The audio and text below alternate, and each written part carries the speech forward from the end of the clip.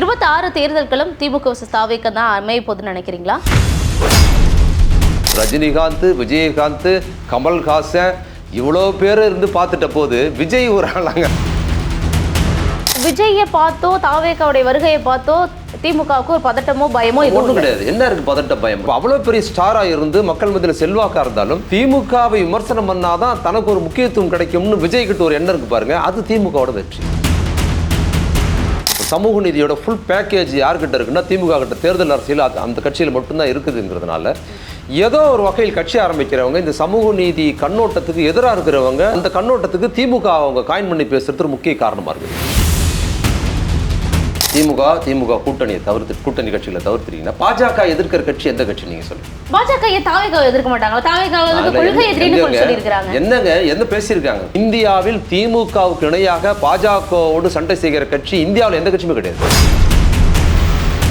பாஜக விஜய களம் இறக்கி இருக்கு, பாஜக இறக்கி இருக்கு. ஆளும் கட்சிக்கு எதிரான வாக்குகள் பிரிவு சாதகம். இல்ல நான் சொல்லிட்டேன். அவரு எப்படி செயல்படுறாருங்கிறத வச்சு நம்ம சொல்றோம். முஸ்லீம்களை வந்து இந்த நாட்டில் வாழ தகுதியற்றவளா படம் எடுத்துட்டு வெளியில் அரசியல் கட்சி ஆரம்பிச்சு என்ன பண்றாருன்னா குல்லா போட்டுக்கிட்டு ரம்ஜான் வாழ்த்து சொல்றேன்னு சொல்றதுங்க என்னன்னு பாத்தீங்கன்னா, இதுக்கு பின்புலத்தில் அதே உத்தரப்பிரதேசத்திலையும் பீகார்லையும் என்ன பண்ணாங்களோ மற்றவங்க அந்த மாதிரில பாஜக எதிர்ப்பு நான் தான் பேசுறேன், உண்மையான பாஜக எதிர்ப்பு நான் தான், திமுக கிடையாதுன்னு சொல்லுங்க. இந்த ரெண்டு ஓட்டையும் பிரிக்கலான்னு பாக்குறாரு.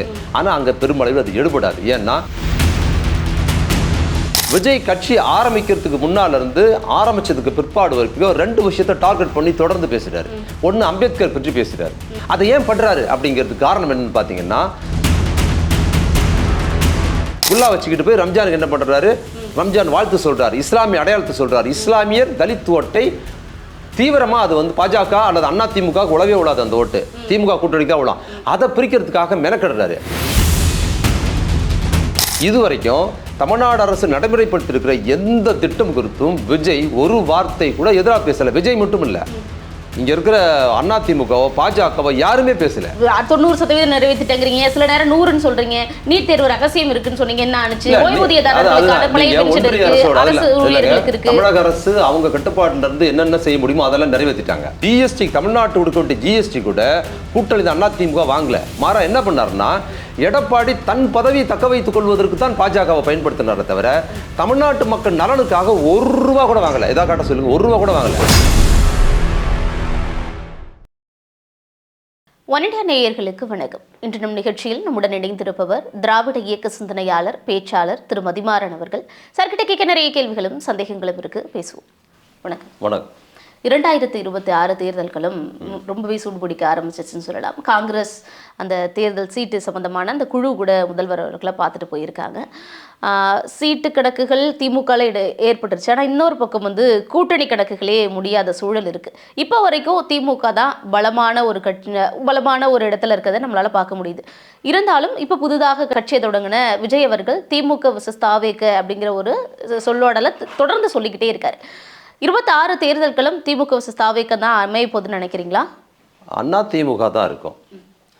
விஜயோட நோக்கம், விஜய் வந்து எதை பேசுனா நம்ம வந்து வெளியில் தெரியும், எது பேசுனா நமக்கு ஒரு முக்கியத்துவம் கிடைக்குங்கிறத பொருட்படுத்தி பேசுகிறாரு.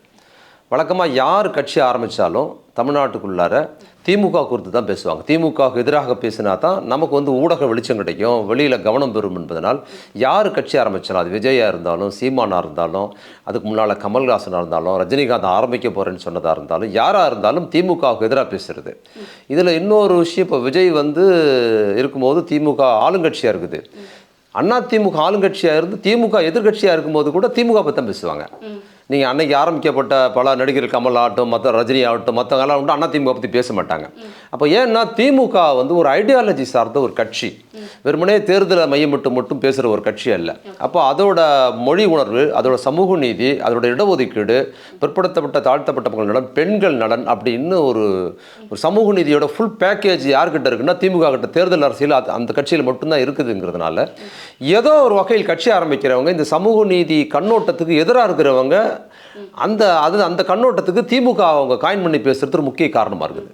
நீங்கள் இடஒதுக்கீடு எதிராக இருப்பாங்க, அல்லது வந்து சிறுபான்மை மக்களுக்கு எதிரான கண்ணோட்டம் இருக்கும், ஏதோ ஒரு வகையில், அல்லது பாஜக ஆதரவாளராக இருப்பாங்க மறைமுகமாக. அவங்க வந்து டார்கெட் பண்ணணும்னா திமுகவை தான் டார்கெட் பண்ண முடியும். அப்போ ஐடியாலஜி சார்ந்து ஏதோ ஒரு வகையில் திமுகவோட ஐடியாலஜிக்கு எதிராக இருக்கிறவங்க கட்சி ஆரம்பிக்கிறவங்க எல்லாருமே திமுக பேசுவதற்கு முக்கிய காரணமாக இருக்குது. விஜய் இன்னைக்கு பேசுறதுக்கு என்னன்னா, விஜய் வந்து பெரிய ஸ்டாராக இருக்கிறாரு, இன்னைக்கு போனால் அவ்வளோ கூட்டம் வருது அப்படின்லாம் இருந்தாலும் கூட, நான் வரேன் எனக்கு எல்லாம் செய்யுங்க அப்படின்னு சொன்னால் ஓட்டு போட்டுற மாட்டாங்க அவருக்கு. அப்போ எதை பேசுனா அவருக்கு ஒரு வேல்யூ கிடைக்கும் அப்படின்னா, எடப்பாடி பழனிசாமி அவர் விமர்சனம் பண்ணி பேசுகிறாரு அப்படின்னா அவருக்கு பெருசாக கிடைக்காது. அப்புறம் வேற யாரையாவது பற்றி பேசணுன்னாலும் அவருக்கு ஒரு முக்கியத்துவம் கிடைக்காது. மோடியை திட்டி அவரால் பேச முடியாது, பாஜகவுக்கு எதிராக அவ்வளோ பேச முடியாது. அப்போ அவ்வளோ பெரிய ஸ்டாராக இருந்து மக்கள் மத்தியில் செல்வாக்காக இருந்தாலும் திமுகவை விமர்சனம் பண்ணாதான் தனக்கு ஒரு முக்கியத்துவம் கிடைக்கும்னு விஜய் கிட்ட ஒரு எண்ணம் இருக்கு பாருங்க, அது திமுகவோட வெற்றி. ஏன்னா திமுக எப்பவுமே வந்து மக்கள் மத்தியில் ஒரு அரசியல் கண்ணோட்டத்தோடு இருக்கிற கட்சிங்கிறதுனால திமுகவுக்கு எதிராக பேசுவதே, விஜய் பேசுவதே திமுகவுக்கு அவ்வளோ முக்கியத்துவம் இருக்குங்கிறதுனால பேசுகிறாரு. அதை பேசுறதுனால எனக்கு ஒரு முக்கியத்துவம் கிடைக்கும், இந்த நான் வந்து சிறப்பாக செய்வேன், திமுக சரியில்லைன்னு சொல்வதனால இளைஞர்கள் மத்தியில் ஒரு ஒரு பஞ்ச் டைலாக் வேணும்ல அவர் பேசுறதுக்கு, அதுக்கு திமுகவை பயன்படுத்துறதுக்கு காரணமாக இருக்கு. திமுகவை பற்றி பேசுறதுனால விஜய்க்கு ஒரு பாப்புலாரிட்டி கிடைச்சிருப்பாங்க. ஆமா கண்டிப்பா அவர் அதை தானே பேசுறாரு. நீங்க எவ்வளவு பேசினாலும் இன்னைக்கு பாருங்க இவ்வளவு பிரச்சனை வருது, தமிழ்நாட்டு பிரச்சனைக்கு எல்லாம் பேசுறேன்னு சொல்றாரு. நாங்கள் பாஜகவோடையும் இல்லை திமுகவோடையும் இல்லை, ரெண்டு பேருமே எதிரிங்கிறாரு. பாஜக குறித்து பேசவே மாட்டுறாரு. நேற்றுக்கு முதல் நாள்ல கவர்னர் தான் இங்கே ரொம்ப மோசமாக திமுகவுக்கு எதிராக இல்லை, திராவிடத்துக்கு எதிராக, அவர் திராவிடன் வேற சொல்றார். சீமான் மாதிரி திராவிட எதிர்ப்பாளர் இல்லை, திராவிட ஆதரவாளர்னு சொல்லிக்கிறார், அண்ணாவை தலைவர்னு வேற சொல்லிக்கிறாரு. அப்போ வந்து திராவிட இயக்கம் தன்னோட பெரியார் கொண்டாடுறாரு. அப்போ அவர் இப்போ செயல்பாடில் பேசுகிற மொழி குறித்து, திராவிட இயக்கம் குறித்து, தமிழ்நாடு குறித்து கவர்னர் 2 நாளாக பேசுகிறாரு, ஒரு வார்த்தை பேச முடியல அவர்னால. அப்போ ஒன்றிய அரசோட செயல்பாடுகள் எல்லாமே என்னன்னா திமுகவோட ஐடியாலஜியோட நெருக்கமாக இருக்கிறாரு விஜய். திமுக சொல்கிற அண்ணா, பெரியார், திராவிட இந்திய எதிர்ப்பு இதெல்லாம் வந்து திமுகவின் கொள்கை, தன் கொள்கையை அறிவிச்சுக்கிறாரு. எங்க கொள்கை அதுன்னு நீங்க விஜய் பேசுகிற விஷயங்கள் எடுத்து பார்த்தீங்கன்னா முழுக்க திமுகவோட அந்த கொள்கை அறிக்கை, திமுகவோட அவங்க கட்சி நிலைப்பாடு என்னவோ அதை தான் அவரோட கொள்கையை சொல்லிக்கிறாரு. அதில் போதா குறைக்கு அண்ணாவை வர எங்கள் தலைவர்னு வர அவர் சொல்லிக்கிறார் இல்லைங்களா. அப்போ இதில் வினையாற்ற வேண்டியது, பாஜகவுக்கு எதிராக அதிகமாக வினையாற்ற வேண்டியது திமுகவுக்கு அப்புறம் பார்த்தீங்கன்னா அதிமுகவோட விஜய் தான் பண்ணணும். ஆனால் ஒரு விஷயம் கூட திராவிடத்துக்கு எதிராக, மொழிக்கு எதிராக எல்லாம் வந்து சமூக நீதிக்கு எதிராக பாஜக செய்கிற விஷயத்துக்கு ஒரு வார்த்தை கூட பேசுறது இல்லை. ஆனால் அவர் திமுகவுக்கு எதிராக தான் பேசுகிறாருங்கிறதுல, திமுகவை பேசினால்தான் அவருக்கு ஒரு முக்கியத்துவம் கிடைக்குங்கிறதுனால தான் பேசுகிறார். இல்லை நீங்கள் இப்படி சொல்கிறீங்க. இன்னொரு பக்கம் அதிமுக காரர்கள் என்ன சொல்கிறாங்கன்னா, எம்ஜிஆர், அண்ணா, ஜெயலலிதா இவங்களை எதிர்த்து பேச முடியாது, இவங்க எல்லாம் நல்ல ஆட்சி செஞ்சவங்க, அதனால தான் புதுசாக எந்த ஆட்சி தொடங்கினாலும் எம்ஜிஆர் மாடலில் நாங்கள் ஆட்சியை கொடுக்க போகிறோம்னு சொல்கிறாங்க. கலைஞர் மாடல் வந்து கொடுக்க முடியாதுங்கிறதுனால தான் புதுசாக கட்சி தொடங்குறவங்க எல்லாம் எங்களை ஒரு மாடலாக எடுத்துக்கிறாங்க. அப்போ எந்த மாதிரியான தீமைகளை செஞ்சிருக்கிறாங்க பார்த்தீங்களான்னு இவங்களை இந்த மாதிரியான ஒரு அது கலைஞர் மாடல் ஆட்சி தானே நடக்குது. அதனால் நாங்களும் கலைஞர் மாடல் ஆட்சின்னு சொல்ல முடியாது. நடக்கிறது கலைஞர் மாடல் ஆட்சி. அதனால் கலைஞர் மாடல் ஆட்சி நடந்துக்கிட்டு இருக்கும்போது நாங்கள் வந்து கலைஞர் மாடல் ஆட்சி கொடுக்கணும், அதான் இருக்குது அப்படின்ட்டுருவாங்க. அதனால் அது லாஜிக்கலாக அது சொல்ல முடியாதுங்கிறது ஒரு இயல்பானது. இது வரைக்கும் விஜய் திமுக குறித்து நல்லாட்சி இல்லை, அது இல்லைன்னு சொல்கிறாரு தவிர அதிகபட்சம் என்ன சொல்லுவார் தெரியுங்களா, வாரிசுங்கிறத மட்டும் தான் சொல்கிறார். வேற எதுவும் சொல்கிறது ஆட்சியின் நீங்கள் சொல்கிற மாதிரி இந்த 4.5 ஆண்டு ஆட்சியின் குறைபாடுகள் ஒன்று கூட அவர் சொல்லலையே. இந்த 1000 ரூபா கொடுக்குற திட்டம் சரியில்லைன்னு சொல்லியிருக்காரா? சொல்லலை. மகளிர் கட்டணமில்லா பேருந்து சரின்னு சொல்லியிருக்காரா? சொல்லலை. காலை உணவு திட்டம் சரியில்லைன்னு சொல்லியிருக்கிறாரா? சொல்லலை. அப்புறம் வந்து இப்போ நம்மை காக்கும் 48 இருக்குது திட்டம், வந்து ஆக்சிடென்ட்ல அடிபட்டவங்களுக்கு, அது சரியில்லைன்னு சொல்லியிருக்கா? சொல்லலை. இது வரைக்கும் தமிழ்நாடு அரசு நடைமுறைப்படுத்தியிருக்கிற எந்த திட்டம் குறித்தும் விஜய் ஒரு வார்த்தை கூட எதிராக பேசலை. விஜய் மட்டும் இல்லை, இங்க இருக்கிற அதிமுகவோ பாஜகவோ யாருமே பேசல. நடைமுறைப்படுத்தாத திட்டங்களை கேட்கறாங்க. இல்ல, நடைமுறைப்படுத்துற திட்டங்கள், நடைமுறைப்படுத்தாத திட்டங்கள்னு அவங்க சொன்ன கொள்கையில பெரும்பாலும் மெஜாரிட்டியான கொள்கைகள் நடைமுறைப்படுத்திட்டாங்க. ஒரு அரசு சரியில்லை அப்படின்னு சொன்னா அதோட நிர்வாகம் சரியில்லைன்னு சொல்றதுதான் அது சரியானது. இருக்கிற திட்டங்கள் குறித்து யாருமே பேசல. ஏன் பேசலன்னா இந்த திட்டங்கள் பயங்கர செல்வாக்கா மக்கள் மத்தியில் இருக்குது. அப்போ திமுகவை குற்றம் சொல்லணும்னு ரொம்ப தீவிரமாக அவதூறு சொல்கிறவங்க, சரியில்லைன்னு சொல்கிறவங்க கூட இந்த திட்டங்களை பற்றி ஒரு வார்த்தை கூட நெகட்டிவாக பேச முடியல அவங்களால. அவங்க நீங்கள் 90% நிறைவேற்றிட்டங்கிறீங்க, சில நேரம் 100ன்னு சொல்கிறீங்க, நீட் தேர்வு ரகசியம் இருக்குன்னு சொன்னீங்க, என்ன ஆச்சு? தமிழக அரசு அவங்க கட்டுப்பாட்டில இருந்து என்னென்ன செய்ய முடியுமோ அதெல்லாம் நிறைவேற்றிட்டாங்க. ஒன்றிய அரசு சம்மதிச்சால், அது ஒன்றிய அரசு அனுமதி கொடுத்தாதான் நிறைவேற்ற முடியுங்கிற விஷயத்தை தான் நிறைவேற்ற முடியல. இதற்கு காரணம் ஒன்றிய அரசு தான். அதில் நீட் ஒன்று. நீட்டு தமிழக அரசு நாங்கள் வந்தோம்னா நிறைவேற்றுவோம் சொன்னது என்னன்னா, அப்போ காங்கிரஸ் ஆட்சி அங்கே வந்துடும். காங்கிரஸ் ஆட்சி வந்துருச்சுன்னா நீட்டை நாங்கள் உடனடியாக நிறைவேற்றுவோங்கிற கோரிக்கையை தான் டிமாண்ட் பண்ணாங்க. நாங்கள் ஆட்சிக்கு வந்துடுவோம், அப்போ நாடாளுமன்ற தேர்தல் திரும்பி வந்ததுன்னா காங்கிரஸ் ஆட்சி வந்து நாங்கள் கொண்டு வந்துடுவோம்னு சொன்னாங்க. ஏன் அதை வந்து முதல்ல சொன்னாங்கன்னா, இதுக்கு முன்னால் முன்மாதிரி இருக்குது. அவங்க ஒன்றும் பொய் சொல்லலை. நீட்டை வந்து ஆட்சி மாற்றம் இருந்தால் அவங்க நிறைவேற்ற முடியும். ஏன்னா இதற்கு முன்னால் கலைஞர் ஆட்சி இருக்கும்போது இந்தியா முழுக்க மெடிக்கல் காலேஜுக்கு என்ட்ரன்ஸ் எக்ஸாம் இருந்துச்சு, எல்லா ஊர்லேயும் இருந்தது. அப்போ கலைஞர் என்ன பண்ணார், என்ட்ரன்ஸ் எக்ஸாம் எங்கள் ஊரில் +2ல் பிற்படுத்தப்பட்ட தாழ்த்தப்பட்ட சிறுபான்மை மக்கள் நல்ல எலிஜிபிளாக பாஸ் பண்ணிட்டான், தேவை அவனுக்கு இடஒதுக்கீடு சீட்டு கொடுக்க போகிறேன். இதுக்கு மேலே என்ட்ரன்ஸ் எக்ஸாம்ங்கிறது அவனுக்கு தேவையில்லாத, கிராமப்புறத்துலேருந்து வரவங்க நல்ல மார்க் எடுப்பாங்க, என்ட்ரன்ஸில் ஃபெயில் ஆகிடுவாங்க, அவங்களுக்கு இது புரியாத விஷயம், அதனால் என்ட்ரன்ஸ் எக்ஸாமே தேவையில்லைங்கிற டிமாண்ட் வச்சு அவர் என்ன பண்ணார், காங்கிரஸில் சொல்லி இந்தியா முழுக்க மெடிக்கல் காலேஜுக்கு என்ட்ரன்ஸ் எக்ஸாம் இருக்கும்போது தமிழ்நாட்டில் மட்டும் விலக்கு வாங்கினார் கலைஞர். தமிழ்நாட்டில் என்ட்ரன்ஸ் எக்ஸாம் கிடையாது மெடிக்கல் காலேஜுக்கு. அப்போ அந்த முன்மாதிரி இருந்ததுனால நீட்டுக்கு அவங்க விலக்கு வாங்கியிருக்க முடியும், அதை வந்து காங்கிரஸ் தான் பண்ணிருக்க முடியும். ஆனால் மோடி அரசு இருக்கிறதுனால இவங்க விடலை, தொடர்ந்து ஃபைட் பண்ணாங்க. அவங்க தான் கிடப்பில் போடுறாங்களே, இங்கே கவர்னர் வச்சிருக்கிறாங்க, இப்போ இதையே ஃபைட் பண்ணி தான் இந்த மசோதாவை அமைச்சிருக்கிறாங்கன்னா நீட்டு நடைமுறைப்படுத்துறதுக்கான எந்த சாத்தியக்கூறியும் பண்ணக்கூடாதுன்னு தடுத்து வச்சிருக்கிறது வந்து மோடி அரசு. இதெல்லாம் மத்திய அரசு கைகள்ல இருக்கு, அதனால நிறைவேற்ற முடியல. பழைய பென்ஷன் திட்டமா இருக்கட்டும், தூய்மை பணியாளர்களுக்கு நாங்க வந்து நிரந்தரப்படுத்துறோம் சொன்னா இதெல்லாம் மாநில இது எல்லாமே அந்த அரசோட நிதி திட்டங்களை சார்ந்து வர்றது. ஒவ்வொரு விஷயம் நிதி பற்றாக்குறையோட சேர்ந்து அரசு ஊழியர்கள் கொடுக்கறது தாமதமாகும். இந்த 1000 ரூபாய் திட்டமே சொல்லி 2 வருஷம் பொறுத்து தான் கொடுத்தாங்க. இதே மாதிரி தான் முதல்ல என்ன சொன்னாங்கன்னா 2 வருஷம் ஆயிடுச்சு, நீ வந்து கொடுக்கவே இல்லை, ஏமாத்திட்டார் பார்த்தீங்களா, உங்களுக்கு 1000 ரூபாய் கொடுக்குறேன்னு சொன்னார் ஸ்டாலின், ஏமாத்திட்டாருன்னு சொன்னாங்க இதே பாஜக அதிமுக காரர்கள். ஏன் 2 வருஷம் ஆச்சுங்கிறத நீங்க பார்க்கணும். ஏன் 2 வருஷம் ஆச்சுன்னா கஜானா சுத்தமாக தமிழக அரசுகிட்ட பணம் இல்லை. போன பிறகு ஆட்சியில் வந்து ஏகப்பட்ட கடன் வச்சுட்டு போயிட்டாங்க. ஒன்றிய அரசுலேருந்து ஏகப்பட்ட கடன் வாங்கி நிறைய கடனோட கொள்ளையடிச்சு மொத்தம் ஒன்றும் இல்லாமல் பண்ணிட்டு போயிட்டாங்க. அப்போ இந்த அரசு வரும்போது ஒன்றுமே கையில் காசு இல்லை. அப்போ ஒன்றிய அரசுலேருந்து காசும் கொடுக்கல. போன அரசுலையாவது அவங்க ஏதோ பண்ணாங்கன்னா அதுவும் கிடையாது. ஒன்றிய அரசுலேருந்து பணமும் வரல, கையில் காசும் இல்லாத போது இப்போ இந்த 1000 ரூபாய் திட்டத்தை அறிவிச்சுட்டா பணம் கையில் கொடுக்கணும், எங்கே இருக்குது கொடுக்கறதுக்கு? அப்போ கட்டணம் இல்லா பேருந்து கொடுத்ததே கஷ்டப்பட்டு தான் கொடுத்துருக்குறாங்க. ஒவ்வொரு திட்டத்தையும் கஷ்டப்பட்டு தான் நிறைவேற்ற இவங்களே ஃபண்டு கிரியேட் பண்ணி. அப்போ ஏன் 2 வருஷம் ஆச்சு அப்படின்னா, இது வந்து மாதத்துக்கு ஒரு முறை கொடுக்குற திட்டம் கிடையாது. இது வருஷத்துக்கு ஒரு முறை, பொங்கலுக்கு 1000 ரூபாய் கொடுக்குறாங்க, அவ்வளோதான் கொடுக்காது. மாதம் கொடுக்கணும். ஒரு மாதம் கொடுத்துட்டு ஒரு மாதம் கொடுக்காம இருக்க முடியாது. அப்போ காசு வேணும். அப்போ அந்த நிதி ஆண்டில் என்ன பண்ணாருன்னா எல்லா விஷயத்திலும் கொஞ்சம் கொஞ்சமாக சேமித்து அந்த பணம் வந்து கொடுக்க முடியும், இந்த நிதியாண்டு முழுக்க அதை கொடுக்க முடியும் அளவுக்கு பணம் சேமிச்சதுக்கு பிற்பாடு தான் அறிவிச்சார் முதலமைச்சர். அப்போ நிதி நெருக்கடினால தான் முடியல. நிதி நெருக்கடி தான் இது வரைக்கும் இருக்கிற என்ன பிரச்சனை. நீங்க இங்க அரசு ஊழியருக்கோ துப்புரவு தொழிலாளருக்கோ எல்லாருக்குமான திட்டங்கள்ல படிப்படியாக நிறைவேற்றுறதில்ல நிதி நெருக்கடி பற்றாக்குறையா இருக்குது. இப்போ வந்து அவங்க சொல்லி கன்ஃபார்ம் பண்ணி கொடுத்துட்டாங்கன்னா அடுத்த மாசம் கொடுக்கணும். வேலை நிரந்தரம் பண்ணிடுவாங்கன்னு எதிர்பார்க்கலாமா? ஆமா, நிரந்தரம் பண்ணுவாங்கிறது அந்த திட்டம் அவங்க கொடுத்த வாக்குறுதி தான். அதை நிரந்தரம் பண்றதுக்கான சோர்ஸுக்கு இந்த தடைகள் இருக்குது. ஏற்கனவே நிரந்தரமா இருக்கிற அரசு ஊழியர்களுக்கான பல கொடுக்கலன்னு அரசு ஊழியர் பிரச்சனையில் இருக்கிறாங்க. அப்ப ஏன் பென்ஷன் அவங்களுக்கு கொடுக்கலங்கிறதுக்கு இது எல்லாமே ஒன்றிய அரசு முற்றிலுமா முடக்கி வைக்கிறது இந்த தமிழ்நாட்டுங்கும் போது. இந்த நாள் அப்படி இருந்தும் இந்திய அளவில் தமிழ்நாடு முதலிடத்தில் வந்திருக்குதுங்கிறது எவ்வளவு சிரமமான ஒன்று. இந்த கண்ணோட்டத்தை நீங்க வெளிப்படையா இருந்து புரிஞ்சுக்கணும். இது நீங்க நினைக்கிற மாதிரி இது ஏதோ ஒரு பயங்கரமான ஒரு பெரிய ரஷ்ய புரட்சி நடந்து அங்க இருக்கிற ஜார் மன்னன் அகற்றிட்டு அப்புறம் அங்க லெனின் தலைமையில் வந்த ஆட்சி கிடையாது. இது இந்த அரசியல் சட்டத்துக்குள், இந்த தேர்தல் அரசியலுக்குள் தேர்ந்தெடுக்கப்பட்ட ஒரு கட்சி தான் திமுக.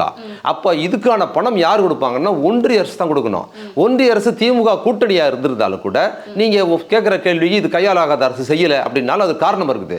அங்கு ஒரே சண்டை சச்சரவா இருக்குது, வெட்டுக்குத்து நடக்குது. ஒன்றிய அரசு இணக்கம் போன அரசு இணக்கமா தான் இருந்துச்சு. கூட்டணி ஆட்சி தானே அதிமுக. அவர் என்ன சொல்றாரு அதுதான் எடப்பாடி செஞ்சாரு. என்ன பண்ணிட்டாரு? 11 மெடிக்கல் கல்லூரி கொண்டு என்ன பண்ணாரு? என்ன திட்டம் நிறைவேற்றினாரு? ஒரு ஜிஎஸ்டி ஃபண்ட் கூட அவர் வாங்கலங்க.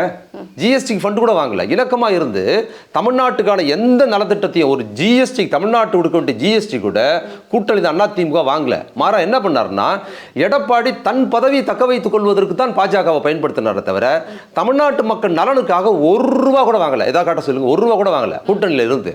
மாறா இவங்க வந்து ஃபைட் பண்ணி தான் ஜிஎஸ்டி வாங்கியிருக்காங்க. கோர்ட்ல சண்டை போடுறாங்க, ஃபைட் பண்றாங்க, கோர்ட்ல கேஸ் போட்டு ஜிஎஸ்டி வாங்குறாங்க, கோர்ட்ல கேஸ் போட்டு தமிழ்நாடு ரைட்ஸ் வாங்குறாங்க. எதுவுமே அவங்க பண்ணல. அப்போ தமிழ்நாட்டுக்கு ஒன்றிய அரசு மூலமா வர வேண்டிய விஷயம் கூட எப்படி வருதுன்னா சண்டை நடக்குது. உதயநிதி கேட்டாரு போன மழை வெள்ளத்துல 2 வருஷத்துக்கு முன்னால பேரிடர் அறிவிக்க சொன்னாங்கல்ல, தூத்துக்குடியில, சென்னையில, திருநெல்வேலியில மக்கள் நடுத்தல் நிற்கும் போது அந்த அம்மா தமிழ்நாட்டை சேர்ந்த நிதியமைச்சர் வந்து பேரிடர்லாம் அறிவிக்க முடியாதுன்னாங்க. இதுல ஒன்றும் பெரிய பேரிடர் இல்லைன்னாங்க. நீ ஒன்று உங்க வீட்டுக்கு காசுல நான் கேட்கல, நான் கட்டின காசு இருக்கு, உங்க அப்பா வீட்டு காசு என் காசை கொடுன்னு கேட்டார்ல, ஃபைட் பண்ணி தான் வாங்குறாங்க, வாங்கி தான் இந்த அளவுக்கு செய்யறாங்க. இது பெரிய விஷயமா தானே இருக்கு. நீங்க இவ்வளோ விஷயங்கள் திட்டங்கள் வந்து மதிப்பிடுறீங்க. இதெல்லாம் கம்பேர் பண்ணும்போது தாவேக்கங்கிறது திமுக எல்லாம் வரவே முடியாது, வாய்ப்பே இல்லைங்கிறீங்க. அப்போ இது நாள் வரைக்கும் தாவேக்கு மதிப்பளிக்காம தான் திமுகவும் இருந்தாங்க, அவங்களுக்கு பதில் சொன்னது கிடையாது. ஆனா இப்போ உதயநிதி அவர்கள் எந்த மேடைகள்லாம் ஏறுறாரோ எல்லா மேடையிலயும் தாவேக்க பேசுனதே இல்லையா, மறைமுகமா சொல்லலாம். நீங்க சொல்றீங்க, நாங்க விஜய்ங்கிற வார்த்தை குறித்தோ தாவேக்கா குறித்தோ என்னைக்காவது பேசியிருக்கிறாரா? புதுசா நேத்து கட்சி தொடங்குறவங்க இன்னைக்கு முதல்வர் கட்சி தொடங்கல எல்லாம் தான் சொல்றது, எல்லாரும் நிறைய பேர் தொடங்கி இருக்கிறாங்க, எல்லாரும் தான் சொல்றாரு. நீங்க ஐடென்டிஃபை பண்ணிக்கிறீங்க, நீங்க எவ்வளவு சொல்றீங்கல்ல, அவர் திமுகன்னு சொல்றாரு, அவர் வந்து உதய பத்தி சொல்றாரா, இவரு விஜய் சொல்லியிருக்கிறாரா?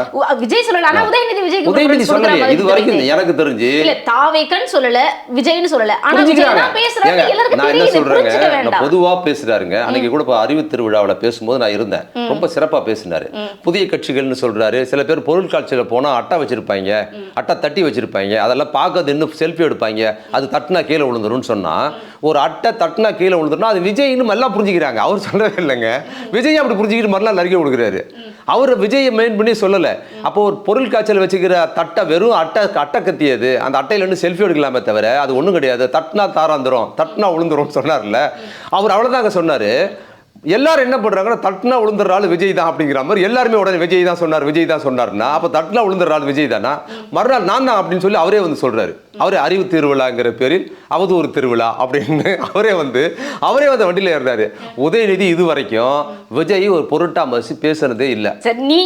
இன்னொன்னு இவரு கூட விஜய் கூட திமுகன்னு பேசுறாரு. திமுக தலைவரோ அல்லது திமுக தலைவர் ஸ்டாலின் அவர்களோ அல்லது உதயநிதியோ தாவேக்கான்னு கூட சொன்னது கிடையாதுங்க. அவர் தாங்க திமுகன்னு சொல்றாரு, இவங்க அது சொல்றதே இல்லை.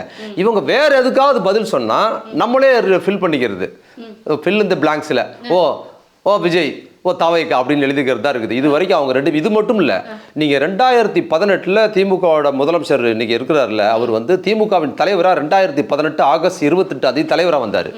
அவர் தலைவராக வந்தபோது இதே மாதிரி தாங்க நிறைய பேர் உருவானாங்க, ஏராளமான பேர் புதிய கட்சி ஆரம்பிச்சிட்டாங்க. ஸ்டாலின் வெற்றிடம் வந்துருச்சு, ஸ்டாலினுக்கு ஒன்றும் தெரியாது, ஜெயலலிதா இல்லை, கலைஞர் இல்லை, யாரும் இல்லை, நான் தான் அடுத்த முதலமைச்சர்னு ஏகப்பட்ட முதலமைச்சர்கள் வந்து வேட்பாளர்களும் டிராஃபிக் ஜாம் பண்ணாங்க. அரசியல் பற்றி பார்த்தீங்கன்னா எல்லாரும், அவர் ரஜினி, கமல், அவர் தினகரன், சசிகலா, சீமானு, அன்புமணி கோட்டெல்லாம் வாங்கி வச்சிருக்காரு முதலமைச்சரான போட்டுக்கிறதுக்கு. இவ்வளோ பேர் இருந்தாங்க, ஆனால் ஒருத்தர் பற்றி பேசுறதே இல்லை. நீங்கள் என்னைக்காவது எடுத்துக்காட்டுங்க, 2018 இன்னைக்கு வரைக்கும் ரஜினி மிக மோசமாக மண்டபத்தில் கூட்டம் போட்டார், நான் தான் சொன்னார். ரஜினியை பற்றி ஒரு வார்த்தை பேசல. கமல் கடுமையான வார்த்தைகளை பயன்படுத்தி பேசினார், ஸ்டாலின்கிற பேரே மோசமானது அப்படிங்கிற வார்த்தையெல்லாம் பயன்படுத்தி பேசினார். ஒரு வார்த்தை கமல்ஹாசன் கட்சி கொடுத்தோ கமல்ங்கிற பேரை கூட திமுக தலைவர் ஸ்டாலின் சொன்னது கிடையாது. ஒரே ஒரு முறை எனக்கு தெரிஞ்சு எப்போ சொன்னார்னா, பத்திரிகையாளர் போய் கேட்குறாங்க, புதுச்சேரியில் வந்து நாராயணசாமி முதல்வராக இருக்கும்போது உண்ணாவிரதம் இருக்கிறாரு, அங்கே உட்காந்து கிரண்பேடியை கண்டிச்சு, அங்கே அன்னைக்கு இங்கே இருக்கிற கவர்னர் மாதிரி அங்கே கிரண்பேடி கண்டிச்சு இருக்கும்போது இவங்க போய் கேட்குறாங்க, கமல்ஹாசன் உங்களை பற்றி இவ்வளோ மோசமாக சொல்லியிருக்கிறாரு, நீங்கள் என்னன்னு கேட்டப்ப அவர் என்ன பதில் சொன்னார்னா ஒரு பாஸ் கொடுத்தாரு. அப்படி ஒரு பாஸ் கொடுத்தாரு. திருப்பி கேட்குறேன், கமல் உங்களை பற்றி இவ்வளோ மோசமாக பேசியிருக்காரு, நான் அரசியல் பேசிக்கிட்டு இருக்கேன் அப்படின்ட்டு. அதான் அவ்வளோதான் பதில், அவரை பற்றி பேசுறது இல்லை. நான் தான் அடுத்த முதலமைச்சர்னு தினகரன் அன்னைக்கு வந்து அவர் தான் லைம்ல ஊடகங்கள்லாம் நான் போய் வாதிக்கும் போது அவர் தான் அடுத்த முதலமைச்சர்னு அவரை பற்றி தான் பேசிக்கிட்டு இருந்தாங்க. தினகரன் பேரை கூட சொன்னது இல்லைங்க அவர். ஆனால் பார்த்தீங்கன்னா அந்த நாடாளுமன்ற தேர்தலில் யார் பேர், ரஜினி பேரை சொல்ல, கமல் பேரை சொல்ல, தினகரன் பேரை சொல்ல, சீமான் பேரை சொல்ல, யார் பேரையும் சொல்லாமல் மொத்த பேர் முடிச்சு விட்டார். கட்சி அணி கிடையாது யார் கட்சியுமே, அவங்க பேசவே இல்லை. நீங்கள் எடுத்து பாருங்கள் இன்னைக்கு வரைக்கும் அதே மாதிரி இவ்வளோ பேர், ரஜினிகாந்த், விஜயகாந்த், கமல்ஹாசன், இவ்வளோ பேர் இருந்து பார்த்துட்ட போது விஜய் ஒரு ஆளாங்க. நீங்க சொன்ன பட்டியல் இந்த லிஸ்ட் எல்லாரையும் மறைமுகமா கூட அவங்க சாட்டினது கிடையாது. ஆனா உதயநிதி அவர்கள் நீங்களே சொல்லுங்க, மனசை தொட்டு விளையாட்டு, நான் வந்து சினிமா செய்திகள் பாக்குறது இல்லைன்றாரு, இளைஞர்கள் கூட்டம் வந்து பேசணும் கிடையாது, இது கேட்க வந்த கூட்டம்ங்கிறாரு. ஆமா ஏங்க நான் என்ன சொல்றேன், அவங்க அவ்வளவு டேரிங்கா பேசும்போது இவர் பாசிங்ல எதோ சொல்றாரு, நீங்க அதோட ரிலேட் பண்ணி போட்டுக்கிறீங்கல்ல, அது உங்களோட விருப்பம். ரிலேட் பண்ணி போடல, அதாவது விஜய் தாவேக்கன்னு சொல்லாம ஒட்டுமொத்த முதல்ல விஜய் சீமான் கட்சி ஆரம்பிச்சிருக்காரு. எல்லாரையும் தான் சொல்றேன், நீங்க அவரை ஆரம்பிச்சிருக்கலாம், யார் கட்சி யார் வேணாலும் நீங்க ரிலேட் பண்ணிக்கலாம்ல, நீங்க அவரை தான் சொல்லணும்னு அவசியம் இல்லை. நீங்க அவரை புரிஞ்சுக்கிட்டா அது ஒன்றும் தப்பு இல்லை, அதை அவர் மறுக்க போறது இல்லை, உங்க விருப்பம். நீங்க அவரை புரிஞ்சுக்கிட்டா சரிதான், அவரை புரிஞ்சுக்கலனாலும் சரிதான், அது உங்களோட கண்ணோட்டம். இன்னொன்று, விஜய்க்கு நீங்க கொடுக்குற முக்கியத்துவம்ங்கிறது பொலிட்டிக்கல் வேல்யூ கிடையாது, மீடியாவோட முக்கியத்துவம். அவர் ஒரு சினிமா வேல்யூக்கான ஒரு ஃபேஸ். அதைத்தான் வந்து மீடியா வந்து திரும்ப விஜய் பற்றியான வாதங்கள் கொண்டு போகிறதும், விஜய் பற்றியான விஷயங்களை கொண்டு போகிறதுக்கு என்னென்னா, உங்களுக்கு வந்து தொலைக்காட்சி விவாதத்துலையோ அது யூடியூப்லையோ ரேட்டிங் போகிற பிரச்சனையாக இருக்குது. இப்போ இல்லை, விஜய் வந்து ஒரு ஸ்டார் ஷோ நடக்குது, ஒரு நடிகர் வராங்க அப்படின்னா நடிகருக்கு முக்கியத்துவம் கொடுக்குறது ஒன்றும் இல்லைங்க. ஒரு நடிகர் செத்து போயிட்டாங்கன்னா கூட நீங்கள் பெரிய ஒரு நடிகர் செத்து போயிட்டாங்கன்னா அதுக்கு நிறைய நடிகர் சினிமா சார்ந்த பிரமுகர்கள் வந்தாங்கன்னா அதுக்கு லைவ் 2 நாள் போடுறாங்கல்ல. அதுக்கு என்ன காரணம்? அதுக்கு அவர் எலெக்ஷனில் இன்னும் ஜெயிச்சிட போகிறாருன்னு அர்த்தமா? அப்போ வந்து நான் முதல்ல உங்களுக்கு வந்து விஜய்க்கான முக்கியத்துவத்தை ஊடகங்கள் எப்படி கொடுக்குதுன்னா, அவர் அரசியல் கட்சி ஆரம்பிக்கிறதுக்கு முன்னாடியே அவர் ஒரு ஸ்டாராக இருக்கிறாரு. அப்போ அவர் வந்து சினிமா அது சார்ந்து இருக்கும்போது அவரை பற்றியான செய்தி என்பது ரேட்டிங்க்கும் திரும்ப வர்றதுக்கு வாய்ப்பாக இருக்கிறதுனால அவருக்கான முக்கியத்துவத்தை திரும்ப கோத்து விடுறாங்க. இப்போ விஜயை வந்து நீங்கள் விஜய் எப்படி திமுகவை டார்கெட் பண்ணி பேசணும்னா தனக்கு முக்கியத்துவம் கிடைக்கும்னு கரும்புறாரோ, அதுமாதிரி ஊடகங்கள் எப்படி பண்ணுறாங்கன்னா விஜயை நீங்கள் கொண்டு போய் வந்து வேற ஒரு அதிமுகவோடையோ அல்லது விஜயை வந்து வேற ஏதோ கட்சியோட ரிலேட் பண்ணி பேசினா அது ஒரு எடுப்பா இல்லை மற்றவங்களுக்கும். இது வந்து தலைப்பு வைக்கிறதுக்கு ஒன்றும் இல்லையே, தம்ப்நெயிலுக்கு ஒன்றும் இல்லையே. விஜய் வந்து எச்சரிக்கை, யாருக்கு எச்சரிக்கை? ஓபிஎஸ்க்கு எச்சரிக்கை. நல்லா இல்லையா, ரொம்ப ஜவ்வாக இருக்கு அப்படின்னு தோணுது இல்லை? அப்போ இதில் முக்கியத்துவம் என்ன கிடைக்குதுன்னா, விஜய் ஒரு முக்கியமான ஆளாக இருக்கார். விஜய் வந்து அரசியலுக்கு வராட்டி கூட அவர் ஒரு ஸ்டார். தமிழகம் முழுக்க எல்லா குழந்தைகள் வந்து பெரியவங்க வரைக்கும் தருவாங்க. இதில் வினையாற்றிக்கிட்டே இருக்குது தொடர்ந்து. அப்போ அரசியல் தலைவரா ஒரு அரசியல்வாதியை விட பார்க்கணும், நடிகராக தான் பார்க்கணும். ஆமாம், அவர் நடிகராக பார்க்கறதுக்கு தான் வராங்க. இப்போ வந்து இங்கே வந்து கரூரில் வந்தவங்களும் சரி, எங்கே போனாலும் சரி, வர கூட்டங்கள் அதிகமாக ஒரு நடிகை ஏற்கனவே தெரிந்த முகம், சினிமாவில் பார்த்த முகங்கிறதுனால தான் வராங்க. அவர் தலைவருங்கிறதுக்காக வரல. அவர் அரசியல் கட்சி ஆரம்பிக்கிறாரா ஓகே அப்படின்னு பார்க்குறாங்களே தவிர அவரை பார்க்க. இப்போ நம்ம போகிறோம்னா ஒரு சினிமா நடிகர் பிரமுகர் வராங்கன்னா பார்க்குற கண்ணோட்டம் இங்கே இருக்கிற முற்போக்காளர் பற்றியிலே இருக்குது. ஒரு பேசுகிற நீங்கள் இப்போ ஒரு விஷயத்தை வந்து ஏதோ விஷயத்தில் பேசுகிறீங்க, ஒரு முற்போக்காளர், ஒரு எழுத்தாளர் இருக்காரு, ஒரு பெரிய ஒரு மார்க்சிஸ்டாக இருக்கிறாரு, பெரிய அறிவாளியாக இருக்கிறாரு அப்படின்னா அவரை பாராட்டி பேசுகிறத இன்னொரு அறிவாளி பாராட்டி பேசுகிறத அவர் கொண்டாடுற மாதிரியே ஒரு திரைப்பிரபலத்தை சார்ந்தவர் வந்து ஃபோன் பண்ணி பேசிட்டாருன்னா அதை வந்து ஸ்டேட்டஸாக போடுறதும் அதை ஃபோட்டோ எடுத்து ஃபேஸ்புக்கில் போடுறதும் இது முற்போக்கு எழுத்தாளர்கிட்டே இருக்குது. ரஜினிகாந்த் பாராட்டாரு, முற்போக்கு எழுத்தாளர், நாங்கள் சினிமாவை சிறப்பாக தமிழ் சினிமாவே கமர்ஷியல் ஆக்கி சீரழிச்சிட்டாங்கிறதுக்காக இயக்க ஆரம்பிக்கிறாங்க. அதுக்கப்புறம் அதில் வந்து பாப்புலர் ஆகி சினிமாவோட தொடர்பு ஏற்பட்டுச்சுன்னா இவங்க சினிமாவை எவன் சீரழிச்சானோ அவன் பாராட்டினானா அதை எடுத்து போட்டுக்கிட்டு பாராட்டில் உட்காந்துக்கிறது, அவங்களோட வசனம் எழுதுறதுன்னு போகிறாங்க பார்த்தீங்களா? அப்போது மாற்றத்தை விரும்புகிற இவர்கள்கிட்டயே சினிமா பிரபுகள் மீது மனோபாவம் இருக்குன்னா சாமானியல் மக்கள் மத்தியில் இருக்காதா? அப்போ விஜயை பார்த்தோ தாவேக்காவுடைய வருகையை பார்த்தோ திமுகவுக்கு ஒரு பதட்டமோ பயமோ ஒன்றும் கிடையாது. என்ன இருக்கு பதட்டம் பயம்? நீங்க வந்து அது கிரியேட் பண்றீங்க. இந்த மாதிரி கேட்கறது பதட்டம் பயம் அப்படின்னு இருந்தா பதட்டம் பயம்னா பேசிட்டு போறாங்கல்ல எப்போ வேண்டான்னு. பதட்டம் பயம்ல எடப்பாடிக்கு தான் இருக்குது. எடப்பாடி அவர் கட்சி, நான் இந்த கட்சி ஆரம்பிக்கும் போதே அப்போ நான் சொன்னேன், இந்த மாநாடு அவர் இப்போ விஜய் கட்சி ஆரம்பிக்கும் போது இந்த கட்சி யாரை வந்து டேமேஜ் பண்ணணும்னா ஃபர்ஸ்ட் சீமான் கட்சி இதை டேமேஜ் பண்ணிடும், அவர் கட்சி இது காலி பண்ணோம். அதற்கு பிற்பாடுன்னா இந்த கட்சிக்கு ஓரளவுக்கு பிரமுகராக இருக்கிறதுனால இவருக்கு ஒரு செல்வாக்கு கிடைக்கும். இந்த செல்வாக்கு கிடைச்சதுன்னா அதிமுக இருக்கிற பிரமுகர்கள் விஜய் கூட போய் சேருவாங்க. அதிருப்தி யாரும் சரியானா எலெக்ஷனில் நம்ம திருப்பி என்னாலும் ஜெயிக்க முடியாது. சம்பாரிச்ச காசை நம்ம செலவு பண்ணி விட்டுறதுக்கு பதில் நம்ம ஏதாவது அடுத்த முறை 2 முறை ட்ரை பண்ணி பார்க்கலாம் விஜய்னு வர்றாருன்னா அவங்க கிட்ட போகிறதுக்கு வாய்ப்பு இருக்குதுங்கிறத சொன்னால் அதுதான் இப்போ நடக்குது. ஓகே, அப்போ தாவேக்காவுடைய வருகை அதிமுகவுக்கு தான் பாதிப்புங்கிறீங்க. இப்போ அதிமுகவை பெருவாரியா விமர்சிக்கிறது என்னன்னா பாஜகவுடைய கிளை அலுவலகம் தமிழ்நாட்டில் இருக்கிறது அதிமுக, விஜய் வந்து பாஜக அனுப்பிட பி டீம் சி டீம் அப்படின்னு சொல்றீங்க. அப்போ ஒட்டு மொத்தமா இருக்கக்கூடிய எல்லா எதிர்கட்சிகளையும் பாஜகவோட பி டீம் சி டீம்னு சொல்லிட்டு திமுக சேஃபா ப்ளே பண்ணி நம்ம அப்படி பண்ணல. நான் கேட்கிறேன், திமுகவை தவிர்த்துட்டு தேர்தல் அரசியல் கட்சியில திமுக கூட்டணியை கூட்டணி கட்சிகளை தவிர்த்துறீங்கன்னா பாஜக எதிர்க்கிற கட்சி எந்த கட்சி நீங்க சொல்லுங்க, எதை நீங்க சொல்லுங்க. பாஜக தாவேக்காவை எதிர்க்க மாட்டாங்களா? தாவேக்காவை கொள்கை எதிரின்னு சொல்லியிருக்காங்க. என்னங்க என்ன பேசியிருக்காங்க? கொள்கை எதிரின்னு சொன்னாங்கல்ல, என்ன கொள்கை எதிரி? ஏதாவது ஸ்டேட்மெண்ட் கொடுங்க. மோடி குறித்து, பாஜக அரசு குறித்து, பாஜகவை குறித்து, இன்னைக்கு இருக்கிற விஷயம் கவர்னர் குறித்து. நீங்க இவர் இல்லை, அவர் பேர் என்ன, விஜய் இல்லை, வேற ஏதாவது இன்னொரு அந்த கட்சியில் இன்னொரு பெரிய அறிவாளி இருக்காருல்ல புஷி ஆனந்த், அந்த ஆதவ அவங்களாம் என்ன சொல்லியிருக்காங்கன்னு காட்டுங்க. எஸ்ஐஆர் எதிர்த்து விஜய் வீடியோ போட்டார்ல. எஸ்ஐஆர் எடுத்து பாஜக எஸ்ஐஆர் பத்தி பேசுறாரு, பாஜக பத்தி பேசுறாரா? பாஜக பத்தி சொல்லுங்க. பாஜகவை குறித்து திமுக தேர்தல் அரசியல் கட்சியில் இன்னைக்கு சண்டை போய்கிட்டு தான் இருக்கு. இந்த பக்கத்துல பாஜகவை எதிர்க்கிற ஏதாவது ஒரு கட்சியை சொல்லுங்கன்னு சொல்றேன். நீங்க விஜய் எந்த ஒரு கட்சியாவது சொல்லுங்க, நீ விரல் விடுங்க. எல்லாத்தையும் நான் கேட்குறேன், யாராவது ஒரு கட்சி தமிழ்நாட்டில் பாஜக எதிர்ப்பு இன்னும் உயிர்ப்போடு இருக்குதுன்னா நீங்கள் எவ்வளோ விமர்சனமும் பண்ணுங்க. திமுக ஒரு மோசமான ஆட்சியை கொடுத்தா கூட வச்சுக்கோங்க, ஆனால் அது போர் குணத்தோடு பாஜகவோட சண்டை செய்யுது. இந்தியாவில் ஒப்புட்டல் தமிழ்நாட்டில் மட்டும் இல்லை, இந்தியாவில் திமுகவுக்கு இணையாக பாஜகவோடு சண்டை செய்கிற கட்சி இந்தியாவில் எந்த கட்சியுமே கிடையாது. அதுக்கப்புறம் தான் பிற்பாடு காங்கிரஸ் கூட கிடையாது. காங்கிரஸ் கூட நீங்கள் இது ஆளுங்கட்சியாக இருக்கும்போது அவங்க கொண்டு வந்த பல திட்டங்களில் இந்தி மாதிரியான திட்டங்கள் எல்லாம் அவங்க இலக்கமாக தான் போகிறாங்க. இந்தி திணிப்பு, சமஸ்கிருத திணிப்புலாம் அவங்களுக்கு பெரிய மாற்றுக்கிறது கிடையாது.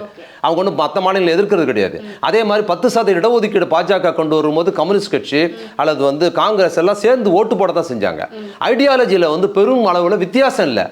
அரசியல் செல்வாக்கில் பாஜகவோட இந்த இந்த மோசமான அரசியல் கண்ணோட்டத்தை தான் எதிர்க்கிறாங்களே தவிர அதோட ஐடியாலஜி, அதோட வேதம், அப்புறம் வந்து 4 வருணம், இந்த சாதி சிஸ்டத்தை பாதுகாக்கிற இந்து சிஸ்டத்தோட அதோட ரிலேட் பண்ணிக்கிட்டு இருக்கிற ஒருத்த உயர்ந்தவன் தாழ்ந்தவன் இதுதான் சிறப்புன்னு சொல்கிற ஐடியாலஜிஸ் இல்லை. அதில் இருந்து பேசுகிற ஆட்களே எந்த கட்சியுமே கிடையாது. திமுக தான் பேசுது.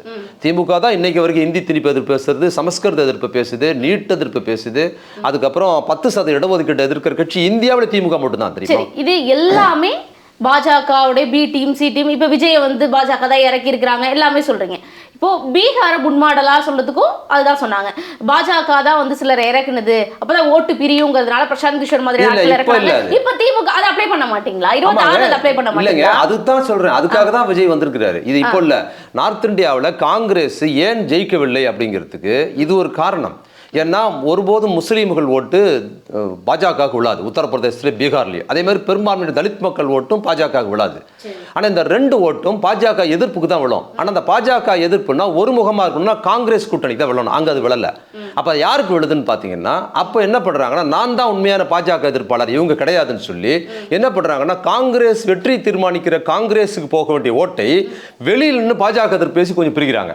ஓவைசின்னு ஒருத்தர் என்ன பண்ணுறாரு, பிரிச்சாரு. அவர் முஸ்லீம் ஓட்டு போகுது. வெவ்வேறு முஸ்லீம் அமைப்புகள் வெளியே நின்று எங்களுக்கான முக்கியத்துவம் அவங்க பிரிக்கிறாங்க. இன்னொரு பக்கத்தில் தலித் மக்கள் ஓட்டு எப்படி பிரிக்கப்படுதுன்னு பார்த்தீங்கன்னா, தலித் இயக்கங்கள் உத்தரப்பிரதேசத்தில் மாயாவதி என்ன பண்றாங்க, நாங்க தான் உண்மையான பாஜக எதிர்ப்பாளர், நீங்க அங்க போகாதீங்கன்னு சொல்லி அந்த அம்மா ஒரு கணிசமான ஓட்டு பிரிக்கிறாங்க. பீகார்ல பாஸ்வான் கட்சி கணிசமான ஓட்டு பிரிக்கிறாங்க. அப்ப என்ன ஆகுதுன்னா, பாஜக வெற்றியில வந்து ஈஸியா ஆகிறதுக்கான வாய்ப்புகள் அதிகமா இருக்கு. ஓகே, இது அப்படி விஜய் பண்றாரு. இது அப்படி 26க்கு அப்ளை பண்ணுவாங்க. அப்போ விஜய் திமுகவுக்கு ஆதரவா வேலை செய்தா பாஜக இல்லைங்க. அதுதான் சொல்றேன். திமுக அதை பண்ணல. அந்த வேலையை இங்க ஓவைசி பார்த்ததும் அங்க மாயாவதி பாக்குற மாதிரி வேலைக்கு இங்க வந்து எடுபடல. இங்க அப்படி ஒரு தலைவர்கள் கிடையாது. இங்க யாரையும் நீங்க இஸ்லாமிய தலைவர்களை நீங்க அப்படி பார்க்க முடியாது. தமிழ்நாட்டுக்குள்ளார தலித் இயக்க தலைவர்களை கூட தமிழ்நாட்டில் அப்படி பார்க்க முடியாது. அதனால என்ன பண்றாங்கன்னா, இங்க ஒரு முகத்தை ஒவ்வொரு முறையும் போன தேர்தலையும் இதே மாதிரியான விஷயத்துக்கு தான் 2-3 நடிகர்களை கொண்டு வந்தாங்க, முடியல. அப்ப இந்த முறை தேர்தலில் விஜயோட முகமா கொண்டு வர்றாரு. அதனால தான் நல்லா கவனிச்சீங்கன்னா, விஜய் கட்சி ஆரம்பிக்கிறதுக்கு முன்னால இருந்து ஆரம்பிச்சதுக்கு பிற்பாடு வரைக்கும் 2 விஷயத்தை டார்கெட் பண்ணி தொடர்ந்து பேசுறாரு. ஒன்னு அம்பேத்கர் பற்றி பேசுறாரு, ஆனந்தவுடன் வெளியிட்ட அம்பேத்கர் புத்தக வெளியீட்டுல பேசுறாரு. அதை ஏன் பண்றாரு அப்படிங்கிறதுக்கு காரணம் என்னன்னு பாத்தீங்கன்னா, திமுக கூட்டணிக்கு தலித் மக்கள் ஓட்டு இருக்கு. அதுல குறிப்பாக விடுதலை சிறுத்தைகள் கட்சி திமுக கூட்டணியில் இருக்குது. அப்ப அதை பலவீனப்படுத்துறதுக்காக அதை பேசுறாரு. இது வரைக்கும் நீங்க பாத்தீங்கன்னா, விஜய் வெளியில வந்து அம்பேத்கர் புக் வெளியிடுறாரு, அம்பேத்கர் எங்க தலைவர்னு போர்டு வைக்கிறாரு. ஆனா திரைப்படத்தில் ஒரு இடத்தில் கூட அம்பேத்கர் பேரை கூட சொன்னது கிடையாது. அவர் ஒரு இடத்துல கூட சொன்னது கிடையாது. ஒரு கட் அவுட் கூட காமிச்சது கிடையாது. ஆனா அவர் ஏன் பண்றாருன்னா, இந்த கண்ணோட்டம் இருக்குது. அதுக்கப்புறம் இன்னொன்னு என்ன பண்றாருன்னு பாத்தீங்கன்னா, திட்டமிட்டு ரம்ஜானுக்கு போய் குல்லா வச்சுக்கிட்டு போய் ரம்ஜானுக்கு என்ன பண்றாரு, ரம்ஜான் வாழ்த்து சொல்றாரு, இஸ்லாமிய அடையாளத்தை சொல்றாரு. இஸ்லாமியர் தலித் ஓட்டை தீவிரமா அது வந்து பாஜக அல்லது அண்ணா திமுக உழவே விடாது. அந்த ஓட்டு திமுக கூட்டணி தான் விழாம். அதை பிரிக்கிறதுக்காக மெனக்கிடுறாரு. எப்படி படத்துல வந்து அம்பேத்கர் பேரை கூட சொல்லாம அவர் அம்பேத்கரை இப்ப தீவிரமா பயன்படுத்தி திமுகவுக்கு எதிராக பண்றாரோ, அதே மாதிரி அவரோட சினிமாவில் என்னன்னு பார்த்தீங்கன்னா, முஸ்லீமுக்கு ஆதரவா இல்லை, முஸ்லீமுக்கு எதிரான சினிமாக்கள் எடுத்தவா இருக்கிறார். மிக மோசமான துப்பாக்கி படத்தில் மிக கேவலமாக தேச விரோதியை காமிச்சாரு. முஸ்லீம்களை வந்து இந்த நாட்டில் வாழ தகுதியற்றவளா படம் எடுத்துட்டு வெளியில் அரசியல் கட்சி ஆரம்பிச்சு என்ன பண்றாருன்னா, குல்லா போட்டுக்கிட்டு ரம்ஜான் வாழ்த்து சொல்றதுங்க என்னன்னு பார்த்தீங்கன்னா, இதுக்கு பின்புலத்தில் அதே உத்தரப்பிரதேசத்திலையும் பீகார்லையும் என்ன பண்ணாங்களோ மற்றவங்க அந்த மாதிரில பாஜக எதிர்ப்பு நான் தான் பேசுறேன், உண்மையான பாஜக எதிர்ப்பு நான் தான், திமுக கிடையாதுன்னு சொல்லுவாங்க. இந்த 2 ஓட்டையும் பிரிக்கலான்னு பார்க்குறாரு. ஆனால் அங்கே பெருமளவில் அது எடுபடாது. ஏன்னா இங்கே இருக்கிற தமிழ்நாட்டில் இருக்கிற இஸ்லாமியர்கள் திராவிட ஐடியாலஜி சார்ந்திருக்கிறவங்க, அதே மாதிரி இங்கே இருக்கிற தலித் மக்கள் திராவிட ஐடியாலஜி சார்ந்திருக்கிறவங்க. அவங்க தீவிரமான, இன்னும் சொல்ல போனால் வட மாவட்டத்தில் பெரும்பான்மையான தலித் மக்கள் செல்வாக்கு பெற்ற விடுதலை சிறுத்தைகள் கட்சியோட தலைவர் வந்து திமுகவுக்கு இணையா வந்து கடுமையா பாஜக எதிர்ப்பாளராக இருக்கு. அதுதான் நான் சொல்றேன். பாஜக எதிர்ப்பு திமுகவை கடந்து பாஜக இருக்க இடத்துலயே பாமக இருக்க இடத்துலயே வரமாட்டேன்னு சொல்ற விடுதலை சிறுத்தைகள் கட்சி இருக்கு. அப்போ தலித் வாக்குகள் வரப்போகுது. 2-3 இஸ்லாமிய அமைப்புகள் கட்சிகள் இருக்கிறாங்க, அவங்களது வரப்போறாங்க. சிறுபான்மையினர் வாக்குகள் காங்கிரஸ் இருக்க கூட்டணிக்கு தான் வருங்கிற ஒரு ஃபார்முலா இருக்கு. அப்போ இதையெல்லாம் கடந்து பாஜக விஜய களம் இறக்கி இருக்கு, பாஜக இறக்கி இருக்கு. ஆளும் கட்சிக்கு எதிரான வாக்கு வாக்குகள் பிரியும் உங்களுக்கு சாதகம். இல்லை நான் சொல்லிட்டேன், அவர் எப்படி செயல்படுறாருங்கிறத வச்சு தான் நம்ம சொல்கிறோம். அதனால தான் அவர் செயல்படுறது தான் சொல்கிறேன். அவர் இஸ்லாமிய அடையாளத்தை செயல்பட்டு தலித் மக்கள் அடையாளம், அம்பேத்கரை வச்சு பேசுறது, முஸ்லீம்களை வச்சு பேசுகிற அடையாளம் இருக்குல்ல, அந்த வேலைக்கு தான் இங்கே செயல்படுறார். வெற்றி பெற முடியாதுன்னு அவருக்கு தெரியும். இந்த திமுகவுக்கு போகிற சிறுபான்மை மக்கள் ஓட்டு பாஜக எதிர்ப்பை ஓட்டி மடைமாற்ற முடியுமா முடிஞ்ச வரைக்கும்ங்கிறதுக்காக முயற்சி பண்ணுறாரு. அதில் மீதி ப்ளஸ் அதிமுக வரவங்க அவங்க வரவங்களாம் 2வது ப்ளஸ். அவரோட நோக்கம் என்னன்னா இந்த கூட்டணி திமுக கூட்டணி பலவீனப்படுத்துறதுக்கு பார்க்குறாரு. அதான் அவரோட நோக்கம். அதனால தான் திரும்ப திரும்ப அவர் என்ன பண்ணுறாருன்னா கூட்டணிக்கு அதிமுக கட்சியில் இருக்கிறவங்கள கூப்பிட்றதில்ல, திமுக கூட்டணியில் தான் கூப்பிடுறாங்க. பார்த்தீங்கல்ல, நீங்கள் விடுதலை சிறுத்தைகள் எங்க கூட வரணும்னு ஏன் கூப்பிடுறாங்க? ஏன் அதிமுக கூட்டல பாமக எங்க கூட வாங்கன்னு கூப்பிடுறது இல்ல? அவங்க இல்லையே, பாமக இல்லையே, அதிமுக பாஜக மட்டும் தான் இருக்காங்க. வேற வெளியில இருந்து கூப்பிடலாம், அதிமுக கூப்பிடலாம், வேற கட்சிகளை கூப்பிடலாம். இல்ல ஏன் விடுதலை சிறுத்தைகளை கூப்பிடணும், மற்ற கட்சிகளை எங்க கூட வரணும்னு சொல்லி கூப்பிடணும்? அப்ப இந்த கண்ணோட்டம் என்னன்னா அவங்களோட நோக்கம் திமுக கூட்டணியை பலவீனப்படுத்தணும், திமுக கூட பாஜக எதிர்ப்பு ஓட்ட பலவீனப்படுத்துங்கிறதுக்காகத்தான் விஜய் உருவாக்கி இருக்கிறாரு. இந்த எலெக்ஷன்ல அவருக்கான கிடைக்கிற தோல்விக்கு பிற்பாடு பாருங்க எப்படி 2018 வாக்குல தினகரன் கட்சி ஆரம்பிச்சு, கமலஹாசன் கட்சி ஆரம்பிச்சு, ரஜினிகாந்த் எல்லாம் கட்சி ஆரம்பிச்சு, இன்னைக்கு என்ன இதை விட தீவிரமாலாம் பேசினாங்க அவங்க திமுக குறித்தெல்லாம். இன்னைக்கு நிலைமை எப்படி இருக்குதோ அது போன்ற நிலைமை விஜய்க்கு நிச்சயம் ஏற்படும். Subscribe to One India and never miss an update.